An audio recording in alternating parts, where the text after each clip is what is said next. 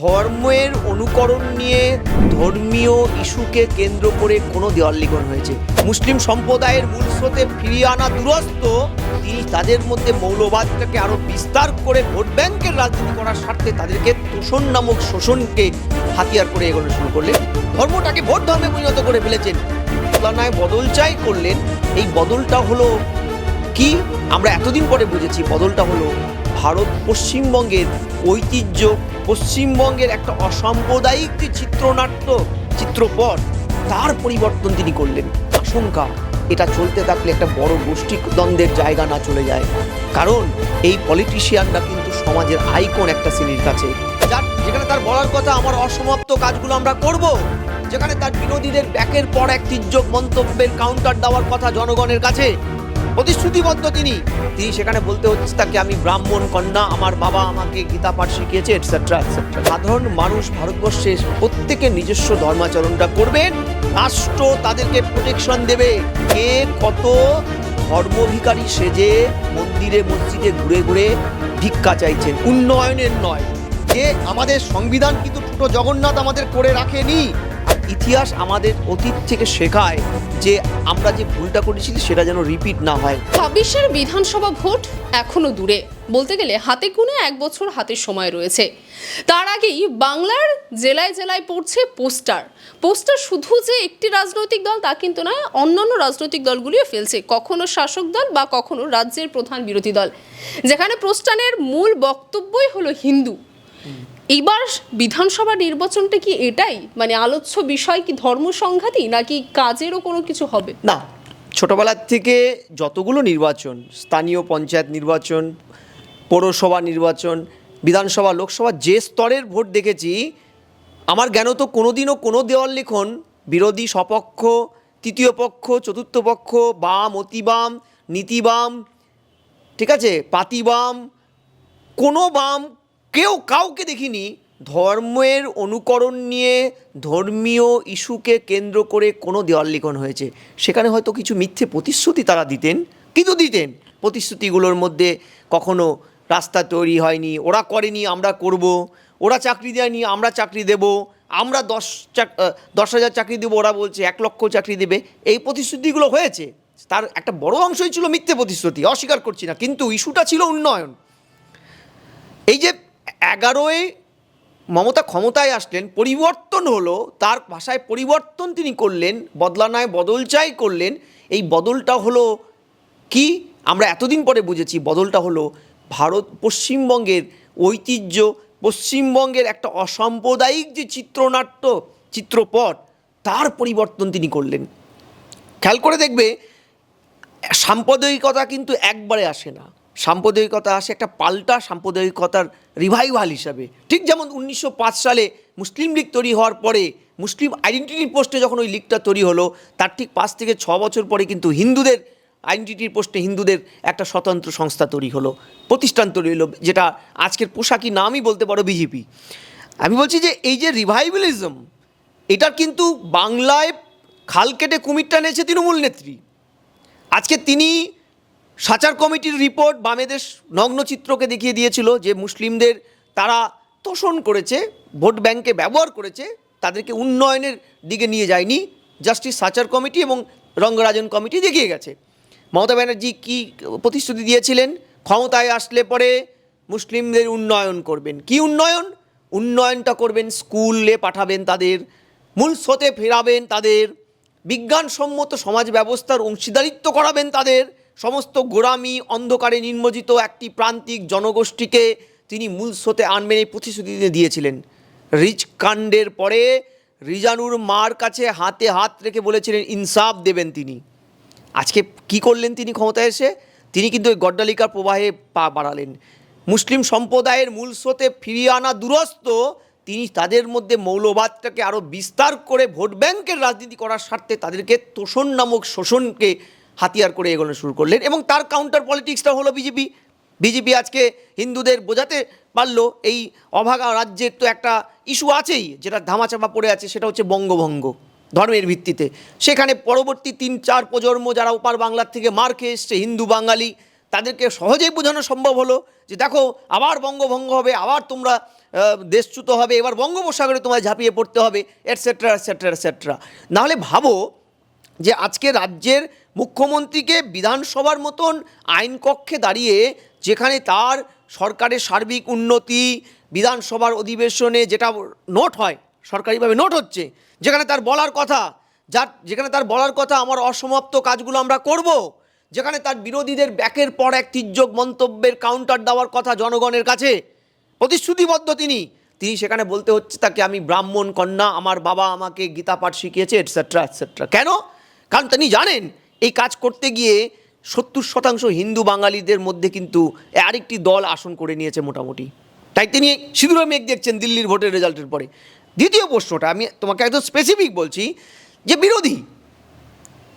বিরোধী যেখানে সংবিধানে বিরোধী নেতার স্থান মুখ্যমন্ত্রী সমতুল্য, বিরোধী গণতন্ত্রে আয়না, বারবার আমি বলছি আয়না, যে আয়নায় শাসক মুখ দেখে তার মুখটা দেখতে কেমন, সেই আয়নায় আজকে বিরোধী নেতা যে ভাষায় তিনি বিধানসভার মধ্যে দাঁড়িয়ে, বিধানসভার বাইরে দাঁড়িয়ে কখনো বলছেন ক্ষমতায় ফিরলে মুসলিম সম্প্রদায়ভুক্ত সমস্ত এমএলএদের চ্যাংদোলা করে ফেলে দেবেন, এই যে বার্তা, এইটাই আমার কাছে একটা ভয়ানক একটা সিঁদুরে মেঘ দেখার মতো জায়গা তৈরি করছে। কারণ এই রাজ্যে শাসক বিরোধী যুযুধান দুটি গোষ্ঠী কোনো একটা ইস্যুতে কোনো জায়গায় কোনো দেওয়াল লিখন ফ্রম দ্য অ্যাসেম্বলি, বিধানসভার থেকে শুরু করে একদম কোনায় কোনায় কোনো মানুষের মৌলিক অধিকার নিয়ে কোনো চর্চা করছেন না, যেখানে তাদের পরিষ্কার সংবিধান নিয়ে বলা আছে, পরিষ্কারে 25 নম্বর এবং 26 নম্বর আর্টিকেলে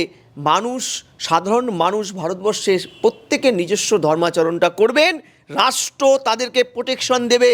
আমরা কি দেখছি, এই রাজ্যের কখনো মুখ্যমন্ত্রী রেড রোডে গিয়ে মুসলিম ধর্মাবলম্বীদের মাঝখানে গিয়ে তাদের পবিত্র অনুষ্ঠানের মাঝখানে ভোট ভিক্ষা চাইছেন, অর্থাৎ ধর্মটাকে ভোট ধর্মে পরিণত করে ফেলেছেন। আর মানে এই যে বিধানসভা আসন্ন আছে সেখানে দাঁড়িয়ে আমরা এই মুহূর্তে যেটা দেখতে পাচ্ছি যে হিন্দু হিন্দু ভাই ভাইকে ঘিরে যে পোস্টার পড়ছে গোটা রাজ্য জুড়ে, একদম বিরোধী থেকে শাসক দলে, সেখানে দাঁড়িয়ে কি আমরা এবার আসন্ন লোকসভাতে কে কত বড় হিন্দু সেটা দেখব? বিজেপি বড় হিন্দু না? আসন্ন বিধানসভায় আমরা দেখব যে কে কত ধর্মভিখারী সেজে মন্দিরে মসজিদে ঘুরে ঘুরে ভিক্ষা চাইছেন, উন্নয়নের নয়, তোষণের, উন্নয়নের নয়, তাদের ধর্মের সুশ্রুতি দিয়ে। কারণ রবীন্দ্রনাথ ঠাকুর তো কোন যুগে বলে গেছে, এই যে বাড়িটায় বসে আছো সেখানেই, সেই বাঙালির পবিত্র এই ভূমিতে তিনি লিখে গেছিলেন তার নটির পুজোয়, যে ভয়ের তাড়া খেলেই ধর্মের মূঢ়তার পিছনে মানুষ লুকোতে চেষ্টা করে। আর আজকের রাজনীতিবিদরা ভোট ভয়ের তাড়নায় ধর্ম নামক মূঢ়তাকে আশ্রয় করেছে। তা না হলে শাসককে জনগণের ট্যাক্সের টাকায় স্কুল কলেজ বিশ্ববিদ্যালয় চাকরি কারখানা রাস্তাঘাট তৈরির পরিবর্তে জগন্নাথ মন্দির তৈরি করতে ইন্সপায়ার করতে হচ্ছে, কখনো বলতে হচ্ছে গ্রামে গ্রামে রাম মন্দির হবে। কই একটাবার তো বিরোধী নেতা দাবি করেনি যে এই যে 8,000 স্কুল উঠে গেল, এই যে শিক্ষক রিক্রুটমেন্টের অভাবে স্কুল চলে যাচ্ছে, আজকে বার্ত বসুকে বলতে হয়েছে একটা ছাত্র থাকলেও আমি সেই স্কুলটায় আমি চালাবো। কেন বলতে হচ্ছে? আজকে গ্রামে গ্রামে মন্দির মসজিদ গির্জার রাজনীতি না করে যদি পড়াশোনা অন্যের রাজনীতি করা হতো, ভাতের রাজনীতি, যেটা শাসক বিরোধী উভয়েরই করার কর্তব্য, তাহলে বুঝতাম তারা রাজধর্ম পালন করছে।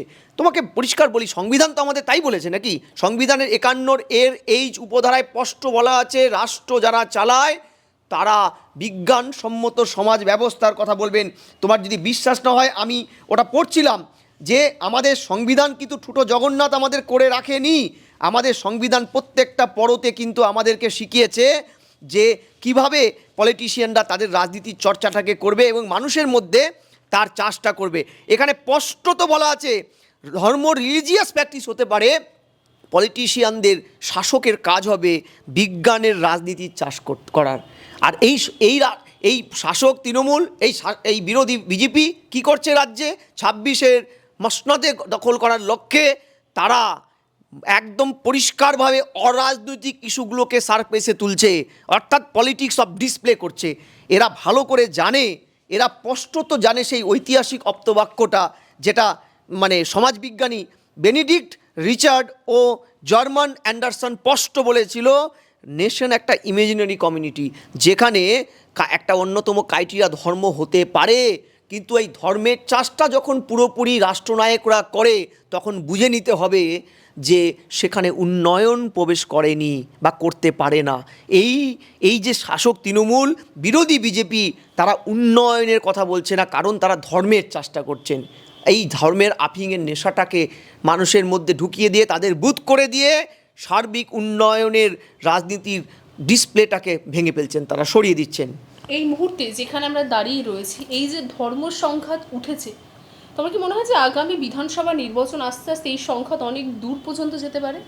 একদম আমার আশঙ্কা। দেখো, কোরআন কোড আমি তোমার চ্যানেলে এমন কিছু বলবো না যাতে আমার দেশের সাধারণ নিরীহ নাগরিক যারা দিনান্তে প্রাণপাত পরিশ্রম করে গাছাচ্ছাদনের জন্য ছুটে বেড়ায়, লকডাউনের পরবর্তী জীবন জীবিকা তোমার আমার কারোই অজানা নেই যে এই অভাগা রাজ্যে, এই অভাগা দেশে মানুষ দুমুঠো অন্ন সংস্থান করতে গিয়ে কত হিমশিম খাচ্ছে। লাস্ট 47 বছরে সবচাইতে বেশি বেকারত্ব এখন ভারতবর্ষে, সেটা এই রাজ্যেতেও বর্তমান। পরিযায়ী শ্রমিকদের ঢল নামছে। সেই জায়গায় গিয়ে মানুষ যেন আমাদের কোনো আচরণ, কোনো কথাতে মানে অনুপ্রাণিত হয়ে কোনো ভুল পথে না যায়। কিন্তু আমার আশঙ্কা এটা চলতে থাকলে একটা বড় গোষ্ঠীদ্বন্দ্বের জায়গা না চলে যায়, কারণ এই পলিটিশিয়ানরা কিন্তু সমাজের আইকন একটা শ্রেণীর কাছে, তাদের কথাগুলো কিন্তু মানুষের একটা বড় অংশে প্রভাব ফেলে। ইতিমধ্যে আমরা একটা দৃষ্টান্ত দেখতে পাচ্ছি নাগপুরে, হ্যাঁ, যেখানে একদম ঔরঙ্গজেবের টম্ব নিয়ে যেই সিচুয়েশন ইতিমধ্যে সৃষ্টি হয়েছে। ইয়েস, দেখো ঔরঙ্গজেব ঐতিহাসিক চরিত্র। ঔরঙ্গজেব কি করেছেন না করেছেন সেই ইতিহাস চর্চার আমি কচকচে যাচ্ছি না। অতীতের জায়গায়, অতীত থেকে আমাদের শিক্ষা নিতে হয়। অতীতকে টেনে এনে তার জন্য মারপিট করতে হয় না, অন্তত ইতিহাস তা বলে না। কিন্তু প্রশ্নটা হচ্ছে, দেখো ঔরঙ্গজেবের যেখানে সমাধি, তুমি যদি গিয়ে থাকো, আমি এই লাস্ট পুজোতেই আমরা গিয়েছিলাম, সেই সমাধিটা কিন্তু নিতান্তই সাদামাটা। কারণ ঔরঙ্গজেব তার উইলে পরিষ্কার লিখে গেছে, ইতিহাস যতটুকু আমরা পড়েছি এবং আমি যেটুকু দেখে আসলাম, যে তিনি ভারতবর্ষের হায়েস্ট টিআরপি তখন পৃথিবীর। ঔরঙ্গজেবের শাসনকালটায় ভারতবর্ষ হচ্ছে হায়েস্ট টিআরপি পৃথিবীর। সেই মহান সম্রাট, অত বড় মাপের পাওয়ারফুল ঐশ্বর্যশালী সম্রাট কিন্তু তার উইলে পরিষ্কার বলে গেছেন তিনি সাদামাটা মাটির কবরে তিনি কবরস্থ হবেন এবং তার গুরুদেবের পাশে রাখতে হবে তাকে। প্রথমে তো তিনি অনেক দূরেই তাকে করা হয়েছিল, সম্ভবত সেটা ঔরঙ্গাবাদ কোনো একটা জায়গায়। পরবর্তীকালে তার ছেলে তার গুরুদেবের পাশে, খোজা চিস্তির পাশে ওটাকে সমাহিত করে এবং পাকা করে। সেটাও তার বিরোধে, কি তার উইলের লেখা ছিল না। এবং তার সেই কবরের উপরে তোমরা যদি কোনোদিন যাও বা যারা গিয়েছে তারা জানে, তার কবরের উপরে একটা তুলসী গাছ আছে এবং কথিত আছে তিনি কি উইলে বলে গেছিলো একটা তুলসী রাখতে। অর্থাৎ আমি অত ঐতিহাসিক কচকচে যাচ্ছি না। যদি সত্যিকারে তিনি কোনো সাম্প্রদায়িক অ্যাক্টিভিটি তার রাজত্বকালে করে থাকেন, তেমন ডকুমেন্টস থাকে, তাহলে সেটা তো অতীতে চলে গেছে রে বাবা। সেই কবর খুঁড়তে গেলে তো পৃথিবীর অনেক শাসকই অনেক কিছু করেছেন। হিন্দু শাসক সেই মুহূর্তে কি সবাই ভালো ছিল, এই প্রশ্নটা না, আমি প্রশ্ন করছি রাজা অশোক কি করেছিলেন? কলিঙ্গ নগরীকে শ্মশানে পরিণত করেছিল। এখন কলিঙ্গের উড়িষ্যার যদি মানুষ, উড়িষ্যার এখনকার প্রজন্ম যদি তেরে গিয়ে মারতে যায়, বা যারা জিসাস ক্রাইস্টকে হত্যা করেছিল, তো সেই সম্প্রদায়ের লোকজনকে যদি আজকে কোনো জিসাস ক্রাইস্টের অনুগামী গিয়ে মারতে যায়, তাহলে সেটা কি ঠিক না বেঠিক হবে? ইতিহাসের কবর খুঁড়ে তাকে বর্তমানে এনে আরেকজন যদি সেই স্টাইলে নৃশংসতা দেখায়, তাহলে তো আমি বলবো ইতিহাসের সে অনুকরণই করলো না। ইতিহাস আমাদের অতীত থেকে শেখায় যে আমরা যে ভুলটা করেছিলি সেটা যেন রিপিট না হয়। ঠিক আছে, এ তো উল্টো। আপনার কি মনে হচ্ছে এই মুহূর্তে দাঁড়িয়ে কোন রাজনৈতিক দল এই কাজটা করছে? দেখুন, পরিষ্কারভাবে আমি একটা রাজনৈতিক দলকেও এতদিন বামেরা, যেমন এ রাজ্যের বামেরা খুব গর্ব করে বলে তাদের সময় হিন্দু মুসলমানের সংঘাতটা ছিল না। আমি বলছি আক্ষরিক অর্থে এই সংঘাতটার জায়গাটা এমন ছিল না, কিন্তু ছিল না এমন নয়। তো আপনার বোধহয় খেয়াল আছে যে 1982 সাল তৎকালীন জ্যোতিবাবু সরকার, জ্যোতিবাবু প্রধান মুখ্যমন্ত্রী 1982 সেই বছর মহরম আর আমাদের বিজয়া দশমী একই দিনে পড়েছিল, 27শে অক্টোবর। আমাদের আর্কাইভগুলো দেখলে দেখতে পাবেন, সেই দিন কিন্তু কেয়ারটেকিং মুখ্যমন্ত্রী রঞ্জিত সুর পরিষ্কারভাবে, আমি আর্কাইভটা এখানে তুলে রেখেছিলাম, যে বামেরা তো এগুলো বলে। আমি বলছি যে প্রত্যেকটা পলিটিক্যাল পার্টি কিন্তু ধর্মের এই অনুকরণীয় পাঠটাকে ভুলে গিয়ে তারা কিন্তু ভোট ধর্মের চাষটাই করেছে। সেই দিন কিন্তু পরিষ্কারভাবে তিনি অর্ডার ইস্যু করে বলেছিলেন, যেহেতু 27 তারিখ মহরম পড়েছে, তাই মুসলিম ধর্মাবলম্বীদের অনুষ্ঠানটা শান্তিপূর্ণ করার স্বার্থে আপনারা হিন্দু ধর্মাবলম্বী বাঙালিরা দুর্গা প্রতিমা বিসর্জন একদিন পিছিয়ে শুধু দিবেন না, আগের দিন রাত্রি 10টার মধ্যে এই পুজোটার বিসর্জন করেন। যেই বামেরা আজকে এই রাজ্যের সরকারকে এই ধরনের আঙ্গুল তোলে যে আপনাদের সময় এই ধরনের অনুষ্ঠানে আপনারা হিন্দুদের সাথে মুসলিমদের একই অনুষ্ঠান পড়ে গেলে আপনারা হিন্দু ধর্মাবলম্বীদের বিজয়া দশমী পিছিয়ে দিয়েছেন, হ্যাঁ, দুর্গাপুজো করতে হাইকোর্টে যেতে হয়েছে, কালী পুজো করতে হাইকোর্টে যেতে হয়েছে।